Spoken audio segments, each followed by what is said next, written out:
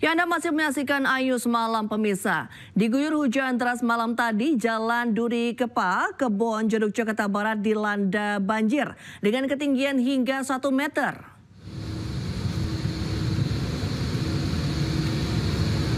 Banjir yang diakibatkan oleh luapan air kali Sekretaris ini membuat arus lalu lintas lumpuh. Sejumlah kendaraan yang nekat menerjang banjir pun mengalami mati mesin. Musibah ini dimanfaatkan sejumlah remaja untuk mencari rejeki, membantu pengendara motor naik gerobak melintasi banjir. Sementara itu, untuk menurunkan debit air, petugas telah mengoperasikan sejumlah pompa air.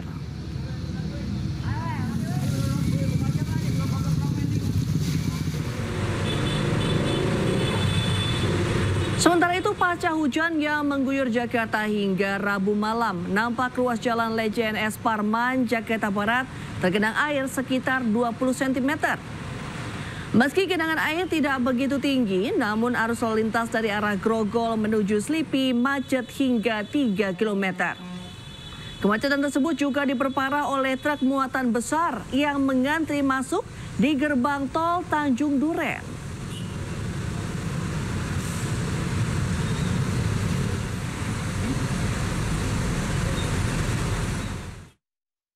Informasi lain pemirsa, Pengadilan Negeri Sleman akan menggelar sidang perdana kasus gugatan ijazah Presiden ke-7 RI Joko Widodo dengan tergugat UGM Kamis besok. Sidang akan mengundang Komarudin sebagai penggugat dengan tergugat adalah rektor hingga dekan Fakultas Kehutanan UGM. Agenda sidang perdana akan menghadirkan penggugat, yakni advokat asal Makassar Komarudin dan pihak tergugat dari Universitas Gadjah Mada. Total ada 8 orang tergugat, yakni Rektor UGM Ova Emilia, 4 orang wakil rektor, Dekan Fakultas Kehutanan UGM Sigit Sunarta, Kepala Perpustakaan Fakultas Kehutanan UGM, serta dosen pembimbing akademik Jokowi saat kuliah, yakni Kasmujo. PN Sleman sudah menunjuk majelis hakim yang akan memimpin sidang, yakni Cahyono sebagai hakim utama, dibantu hakim anggota Danang Kusumo dan Edi Antonio. Jika penggugat dan tergugat hadir semua, majelis hakim akan membuka forum mediasi. Jadi acara setelah hadir para pihak pasti akan kepada tahap berikutnya, yaitu untuk forum mediasi. Namun kalau ternyata para pihak salah satu tidak hadir, otomatis majelis hakim akan mencoba memanggil kembali kepada para yang tidak hadir. Sementara itu, mediasi kasus ijazah Jokowi di Pengadilan Negeri Surakarta, Jawa Tengah tidak menemui titik temu.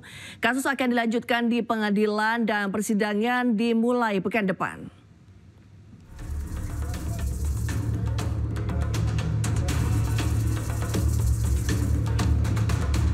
Mediasi kasus dugaan ijazah palsu Presiden ke-7 RI Joko Widodo di Pengadilan Negeri Surakarta tidak menemui titik temu.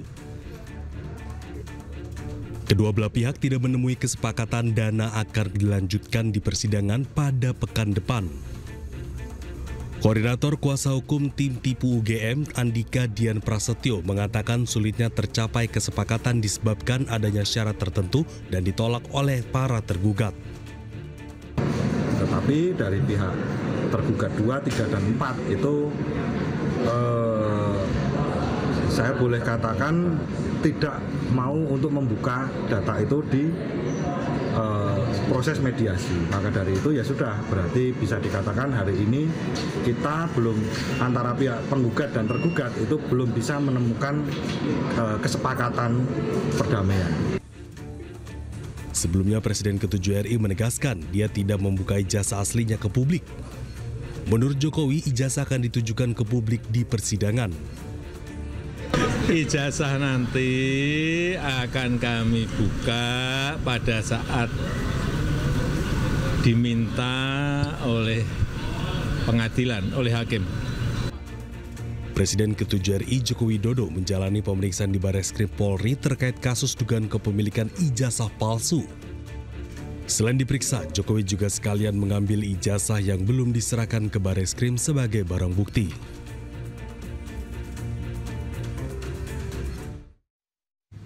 Sementara itu, pemirsa, pensiunan dosen Fakultas Kehutanan Kasmujo yang sebelumnya diduga kuat merupakan pembimbing skripsi Jokowi justru membantah hal tersebut. Dirinya menegaskan bahwa bukan pembimbing skripsi dan tidak pernah melihat langsung ijazah Joko Widodo.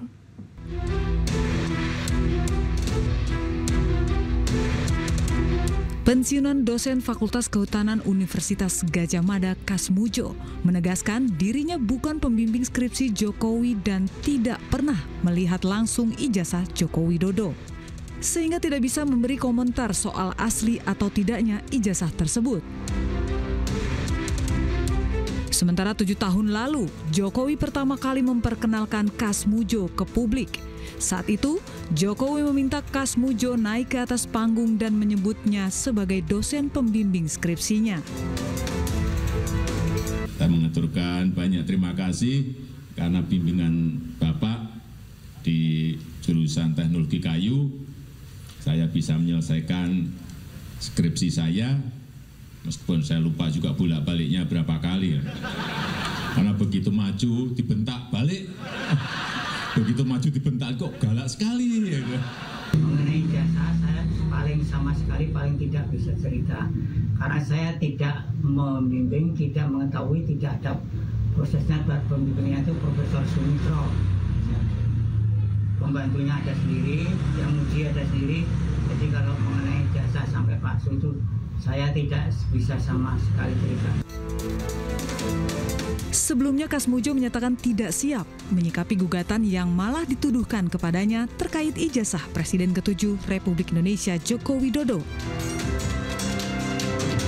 Namun gugatan ini sudah terregister di PN Sleman 5 Mei 2025. Sementara sidang perdana gugatan digelar di Pengadilan Negeri Sleman 22 Mei 2025 mendatang. Tim Liputan iNews melaporkan. Pemirsa, isak tangis mewarnai pelepasan ratusan peserta pendidikan karakter kepada orang tuanya di Gedung Sate, Jawa Barat.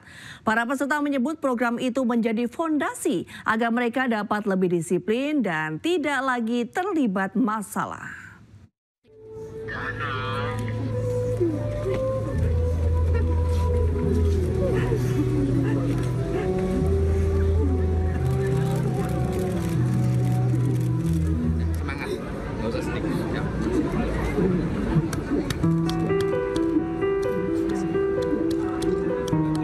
Pelukan dan tangis penuh rindu mewarnai ratusan pelajar yang dikembalikan kepada orang tuanya yang berlangsung di Gedung Sate Bandung, Jawa Barat usai menjalani pendidikan karakter.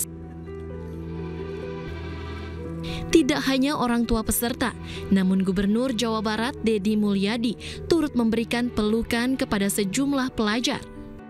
Semangat, nggak usah sedih. Ya.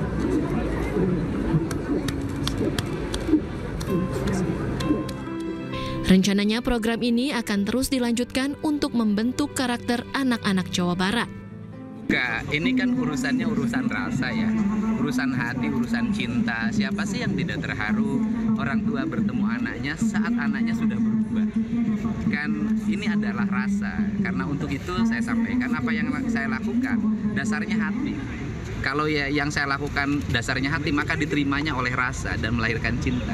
Jadi membangun hubungan negara dengan rakyat, pemimpin dengan rakyat, itu urusan rasa, bukan urusan administrasi kenegaraan.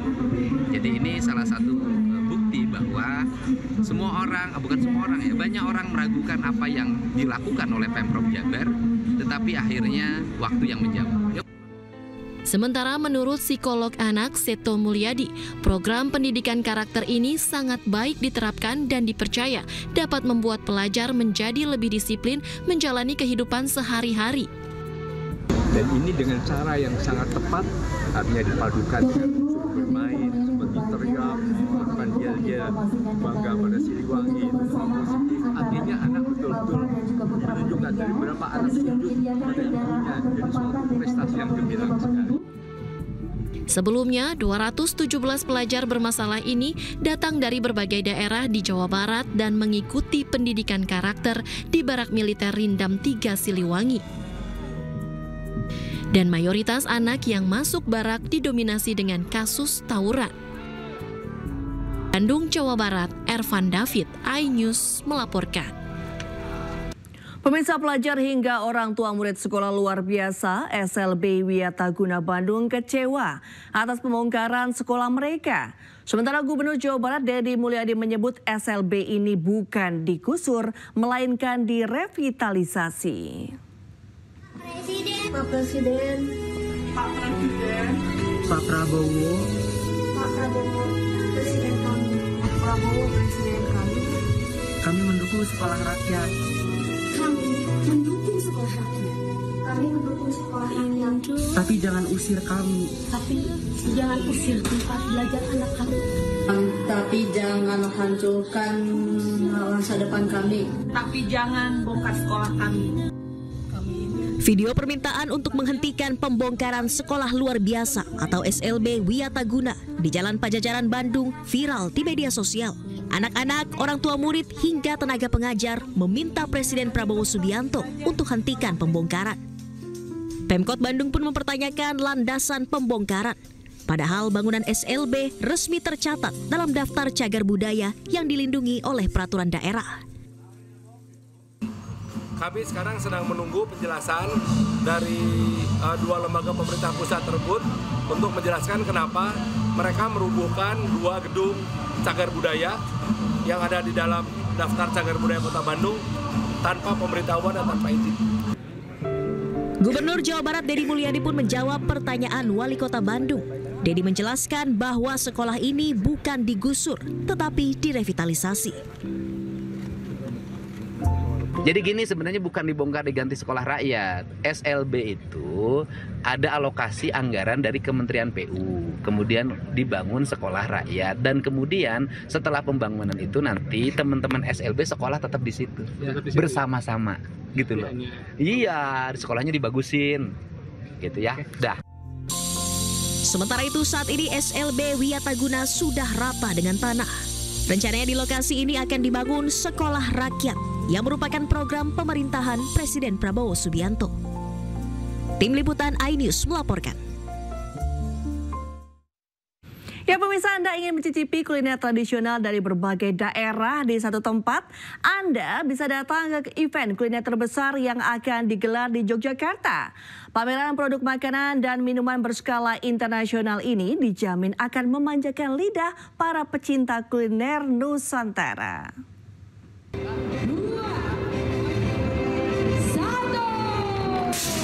Atraksi barongsai dan tambur menandai dibukanya Jogja Food and Beverage Expo 2025 di Jogja Expo Center, Yogyakarta pada Rabu siang.